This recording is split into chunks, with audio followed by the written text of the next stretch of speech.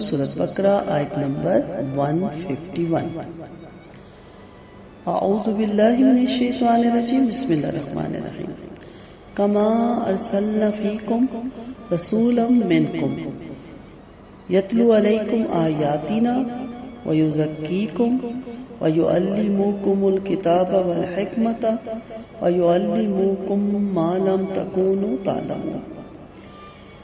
جس طرح ہم نے تم ہی میں سے رسول بھیجا جو ہماری آیتیں تمہارے سامنے تلاوت کرتا ہے اور تمہیں پاک کرتا ہے اور تمہیں کتاب اور حکمت اور وہ چیزیں سکھاتا ہے جن سے تم بے علم تھے۔ اس آیت میں اللہ تعالیٰ اپنے انعام کا ذکر فرما رہی ہے، اور وہ انعام کیا تھا کہ تمہیں میں سے ایک رسول بھیجا جو تمہیں اللہ کی آیتیں سناتا ہے، تمہیں پاکیزہ بناتا ہے اور تمہیں کتاب اور حکمت کی تعلیم دیتا ہے۔ اس نعمت نے تمہاری کایا پلٹ دی۔ تم جاہل تھے، اللہ نے تمہیں علم سے نوازا۔ تم کمزور تھے، اللہ نے تمہیں سر بلند کیا۔ تم ہر وقت لڑتے مرتے اور بدامنی کا شکار تھے، اللہ نے تمہارے دل ملا دیے اور آپس میں محبت ڈال دی، اور یہ سب کچھ اس تعلیم کا نتیجہ تھا۔ پھر جس طرح تم میں رسول بھیجنا ایک بہت بڑا انعام تھا، اسی طرح کا دوسرا انعام تحویل قبلہ ہے، جس کے ذریعے تمہیں دنیا کی امامت سونپی جا رہی ہے۔ یعنی اس آیت کا پچھلی آیت سے بھی ربط ہے۔ آیت نمبر 151 میں اللہ تعالیٰ نبی کریم صلی اللہ علیہ وسلم کی 5 خصوصیات بیان فرما رہے ہیں۔ پہلی خصوصیات، ویسے تو ان لمیٹڈ نبی کریم صلی اللہ علیہ وسلم کی خصوصیات ہیں، لیکن اس آیت میں یتلو علیکم آیاتنا، وہ تلاوت کرے تم پہ ہماری آیات، یعنی قرآن مجید کو تلاوت کر کے سنائے سکھائے۔ جس طرح اللہ تعالیٰ نے حضرت جبرائیل علیہ السلام کو سنایا، سکھایا، پڑھایا، اور حضرت جبرائیل علیہ السلام نے غار حرا میں نبی کریم صلی اللہ علیہ وسلم پر وحی کے ذریعے اور بعد میں 23 سالوں تک اس قرآن کو پڑھ کر سنایا، اسی طرح نبی کریم صلی اللہ علیہ وسلم اپنی امت کو، صحابہ کرام کو یہ قرآن پڑھ کر سکھائے۔ وَيُزَكِّيكُمْ، اور تمہیں پاک کرے، تمہارا تزکیہ نفس کرے، یعنی وہ باتیں بتائیں جس سے برائی سے انسان نکل کے اچھائی کی طرف آ جائے۔ وَيُعَلِّمُكُمُ الْكِتَابَ، اور سکھائے تمہیں کتاب۔ کتاب کیا؟ قرآن۔ اس کا ترجمہ ان عربیوں کی تو عربی لینگویج تھی، لیکن پھر بھی اس کے روٹس میں اس کی ڈیٹیل پہ جانا اور اس کا شان نزول، سبب نزول اور اس کی تفسیر، یہ بے حد ضروری ہے کہ انسان قرآن کسی ماہر استاد سے سیکھے۔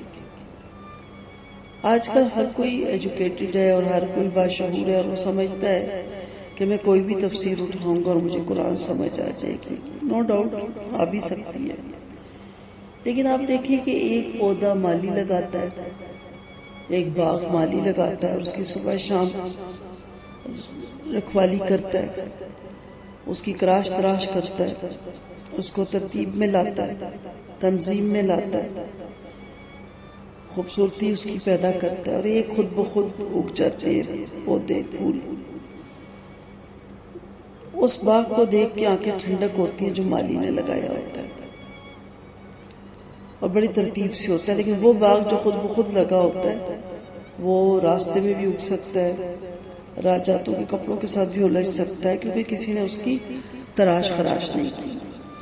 اسی طرح جو آپ خود پڑھتے ہیں بہتر پڑھ سکتے ہیں، لیکن بعض جگہوں پہ آپ کو اس کی جو اس کے ساتھ یزکیکم میں نا وہ اور آگے والا حکمت، یعنی قرآن و سنت کا علم، اس کے بغیر قرآن آپ نہیں سمجھ سکتے۔ حدیثوں کو بھی سمجھنا اور سیرت النبی کو بھی سمجھنا بے حد ضروری ہے، اور یہ چیز آپ کو پھر آپ کا ایک ماہر استاد سکھاتا ہے. وَيُعَلِّمُكُم مَّا لَمْ، اور وہ سکھائے تم کو جو تم نہیں جانتے تھے، یعنی اس سے پہلے وہ چیزیں آپ کے علم سے دور تھیں. تو یہاں اللہ تعالیٰ نے اپنی بہت بڑی نعمت کا ذکر کیا کہ اس نے ہم میں ہماری جنس کا ایک نبی فرمایا، ان کے اندر رہے، 40 سال تک رہے، صادق امین کہلائے.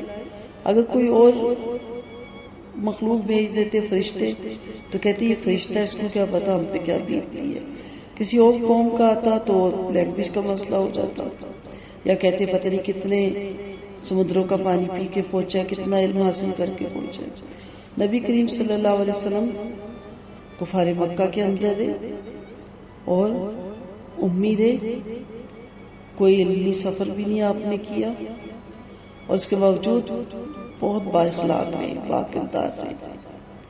تو کہا ایک تو آپ ہی میں سے ہے جو اللہ تعالیٰ کی روشن نورانی کتاب کی آیتیں ہمارے سامنے تلاوت فرماتے ہیں اور رذیل عادتوں اور نفس کی شرارتوں اور جہالت کے کاموں سے ہمیں روکتے ہیں، اور ظلمت کفر سے نکال کر نور ایمان کی طرف رہبری کرتے ہیں، اور کتاب اور حکمت یعنی قرآن و حدیث ہمیں سکھاتے ہیں، اور وہ راز ہم پہ کھولتے ہیں جو آج تک ہم پر نہیں کھلے تھے. بس آپ کی وجہ سے وہ لوگ جن پر صدیوں سے جہالت چھائی ہوئی تھی، جنہیں صدیوں سے تاریکی نے گھیر رکھا تھا، جن پر مدتوں سے بھلائی کا پرتو بھی نہیں پڑا تھا، دنیا کی زبردست علامہ ہستیوں کے استاد بن گئے. وہ علم میں گہرے تکلف میں تھوڑے دنوں کے پاک اور زبان کے سچے بن گئے. تو اس لیے یہ انقلاب کس وجہ سے آیا؟ دنیا کی حالت کا انقلاب نبی کریم صلی اللہ علیہ وسلم کی رسالت کی وجہ سے آیا. سو قدر کرنی چاہیے کہ اللہ تعالیٰ نے بہترین فرشتوں میں سب سے بہترین حضرت جبرائیل علیہ السلام، اور مہینوں میں سب سے بہترین مہینہ رمضان المبارک کا، اور شہروں میں سے سب سے بہترین شہر ام القریٰ خانہ کعبہ، اور راتوں میں بہترین رات لیلۃ القدر سلیکٹ کی. کس کے لیے؟ اس قرآن کے نزول کے لیے. اور پھر بہترین قبلہ دیا، اور خاتم الانبیاء نبی کریم صلی اللہ علیہ وسلم آخری نبی، ان کو سلیکٹ کیا اور ان کی امت کو بہترین امت قرار دیا، اور بہترین معجزہ قرآن کا جو قیامت تک قائم رہے گا. تو امت مسلمہ کو بہترین بنانے کے لیے یہ سب کچھ کیا گیا. اب یہ ہمارا کام ہے کہ اس کو سامنے رکھ کر ہم کام کریں اسی طریقے سے جس طریقے سے نبی کریم صلی اللہ علیہ وسلم نے تبلیغ کی، نہ کہ اپنے طریقے ایجاد کریں، نئی نئی بدعتیں ڈالیں، اور اس کو یونیک بنانے کے لیے، خوبصورت بنانے کے لیے، لوگوں کو اٹریکٹ کرنے کے لیے اس میں غلو کریں، بدعتوں کی آمیزش کریں، سٹائل بنائیں، جبے پہنے، ڈرامے کریں. ان سے باہر آئیں، سمپل طریقے سے ہر ہاتھ میں، ہر دل میں قرآن پہنچا دیں، ہر گھر میں قرآن کھلوا دیں، ہر ایک کو قرآن کے ساتھ جوڑ دیں، قرآن کے ساتھ لگا دیں. یہی ایک طریقہ ہے اس امت کی غالب آنے کا، اس امت کو آگے بڑھنے کا، اور اس امت کی آخرت کا. باقی اس کے علاوہ جو مرضی آپ طریقے اختیار کریں اس میں کوئی نہ کوئی کمی رہ جاتی ہے. تو نبی کریم صلی اللہ علیہ وسلم کا کام صرف اللہ سے پیغام لے کے لوگوں تک پہنچانا نہیں تھا. کچھ لوگ کہتے ہیں کہ آپ کا کام بیچ میں یہ تھا، آپ کا کام آیات پڑھ کے، یعنی کہ آپ معلم بھی تھے، اور سب سے بہترین معلم استاد تھے. آپ اس کو پڑھ کے بھی سکھایا، تزکیہ نفس بھی کیا، قرآن کو بھی سمجھایا. حکمت حدیث سے کہا جاتا ہے اور وہ ہر چیزیں بتائی جو ایک انسان کے لیے زندگی گزارنے کے لیے ضروری ہوتی ہیں. وآخر دعوانا ان الحمد للہ رب العالمین. سبحانک اللہم وبحمدک نشہد ان لا الہ الا انت نستغفرک ونتوب الیک. السلام علیکم ورحمۃ اللہ وبرکاتہ.